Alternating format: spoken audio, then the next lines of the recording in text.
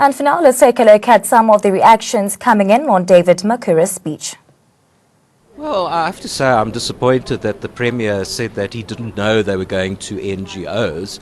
Of course he should have known. He's the Premier of this province, and I specifically warned about it many times in the Gauteng legislature. So, I'm disappointed in the fact that he hasn't admitted full culpability in this. He did mention that he met with relatives, which is very important, that he's going to implement all the recommendations of the Health Ombudsman. But really, I think there needs to be proper accountability, and we in the DA do think that ultimately he should resign over this. There's nothing he can do to repair the damage, quite frankly. We can't believe him on this. We also want to welcome the measures which the provincial government have already taken to deal with the recommendations of the health ombudsperson in implementing them. So we think that it is decisive leadership, exemplary leadership. We also want to reiterate the call we made that it was exemplary for the MEC for Health, Comrade Gadani, to have stepped down without being anybody pushing her out because she took political responsibility.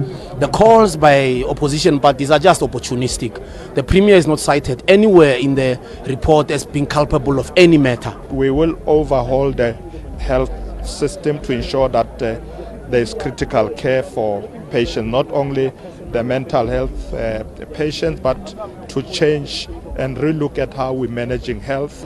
Well, of course, they will continue to play political games. The Premier has taken accountability, responsibility. It was him, once he heard that there's a problem, who then ensured that this matter is investigated. It was him, once the report was done, who said we will implement.